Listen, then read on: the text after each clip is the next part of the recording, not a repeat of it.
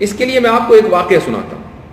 سعد بن ابی وقاص رضی اللہ عنہ مکہ تشریف لے گئے اور وہاں بیمار پڑ گئے. نبی کریم صلی اللہ علیہ وسلم کے زمانے کی بات ہے, اور بہت بیمار ہوئے. ان کو لگا کہ شاید میرا آخری وقت آ گیا ہے. آپ صلی اللہ علیہ وسلم عیادت کے لیے جب تشریف لے گئے تو سعد بن ابی وقاص رضی اللہ عنہ نے کہا, یا رسول اللہ, میں چاہتا ہوں کہ میں اپنا سارا مال جتنا میرے پاس ہے ہر چیز میں وصیت کر دوں فی سبیل اللہ.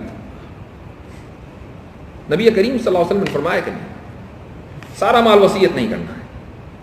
تو حضرت سعد فرماتے ہیں کہ اچھا یا رسول اللہ, مجھے 2/3 کی وصیت کی اجازت دیجیے. نبی کریم صلی اللہ علیہ وسلم نے اجازت نہیں دی. اچھا یا رسول اللہ, آدھا کر دوں؟ آدھے کی بھی اجازت نہیں. اچھا یا رسول اللہ 1/3 33%؟ تو آپ صلی اللہ علیہ وسلم نے اجازت دی اور فرمایا کہ والثلث کثیر, یہ میں اجازت دے رہا ہوں لیکن یہ جو 1/3 ہے یہ بھی زیادہ ہے. اس کا مطلب کیا ہوا؟ اور اس کے بعد آپ نے فرمایا کہ تم اپنی اولاد کے لیے, اپنی فیملی کے لیے کچھ چھوڑ کر جاؤ, یہ زیادہ بہتر ہے اس بات سے کہ وہ تمہارے بعد دوسروں کے سامنے ہاتھ پھیلائیں.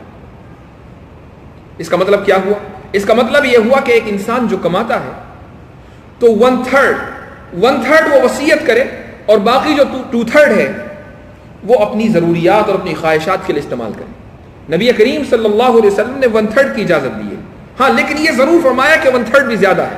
لہٰذا اگر کوئی آدمی 33% کے بجائے 25% اللہ کے راستے میں دینے کی عادت ڈالے, 2.5% تو زکوٰۃ ہے, وہ تو فرض ہے, وہ تو ہر ایک کو دینا ہے. لیکن جو صدقات ہیں جس کی تاکید اور جگہ جگہ نبی کریم صلی اللہ علیہ وسلم نے مختلف احادیث میں کی ہے, قرآن کریم کے اندر جگہ جگہ لوگوں کو ابھارا گیا ہے کہ صدقات دیں, وہ کس خانے میں آپ ڈالیں گے؟ 2.5% میں تو وہ نہیں آنا ہے, 2.5% میں تو زکوٰۃ چلی گئی. اب جو باقی کا ہے وہ اللہ کے راستے میں خرچ کرنا ہے, وہ والنٹری ڈونیشن. تو اس کا ہمارے پاس کیا ریشیو ہونا چاہیے, وہ کیا پرسنٹیج ہے؟ اگر ہم اپنی دولت کا, اپنے مال کا 25% اس چیز کے لیے طے کر لیں کہ یہ میں اللہ کے راستے میں دینا ہے, اور باقی جو 75% ہے یہ بھی اللہ ہی کا دیا ہوا ہے. کوئی آپ مستحق اور ہم مستحق نہیں تھے, کوئی ہم اپنے پٹے پر لکھوا کر نہیں لائے تھے کہ ہمیں سال میں $1,00,000 کمانا ہی ہے, ہم مستحق تھے نہیں. یہ تو اللہ رب العزت کا فضل ہے, جس کو چاہتا ہے دیتا ہے. تو یہ جو 75% ہے یہ بھی ہمارے لیے ہے, ہماری فیملی کے لیے ہے.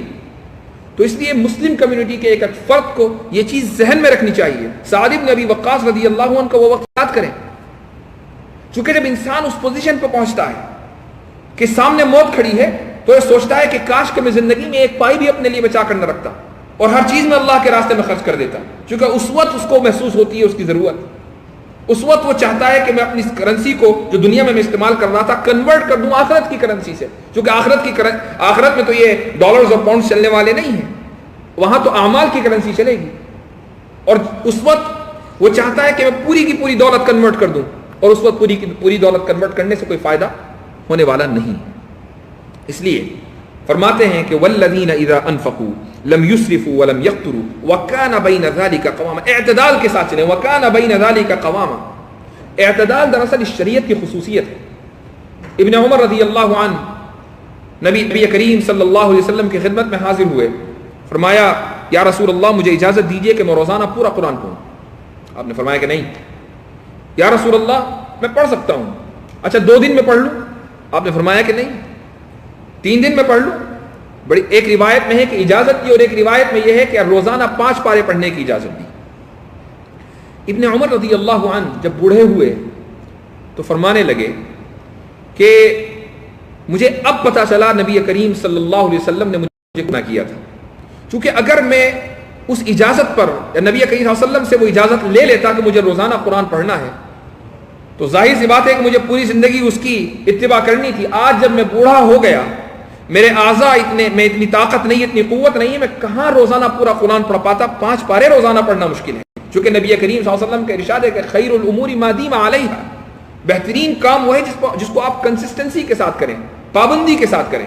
اگر آپ نے ایک رات خوب نوافل پڑھی, اگلی رات بول, تو اس سے کوئی فائدہ نہیں. لیکن اگر آپ نے ایک رات 2 رکعت پڑھی اور اگلی رات 2 رکعت پڑھی, تیسری رات 2 رکعت پڑھی, اور اس طریقے سے آپ مداومت کنسسٹنسی کے ساتھ پڑھتے گئے, یہ عمل اللہ رب العزت کے یہاں زیادہ مقبول ہے.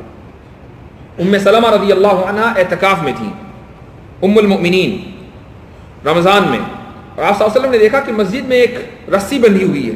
پوچھا کہ رسی کیسی ہے؟ تو بتایا گیا کہ ام سلمہ رات کو عبادت کرتی ہیں, جب تھک جاتی ہیں تو رسی پکڑ کے کھڑی رہتی ہیں. آپ صلی اللہ علیہ وسلم نے فرمایا کہ اس کی کیا ضرورت ہے, نیند آ رہی ہے تو سو جاؤ, اور اگر عبادت کرنے کی طاقت ہے، قوت ہے، تو عبادت کرو، اپنے اوپر جبر کرنے کی ضرورت نہیں ہے. اسی کو فرمایا وَكَانَ بَيْنَ ذَلِكَ قَوَامًا، اعتدال اختیار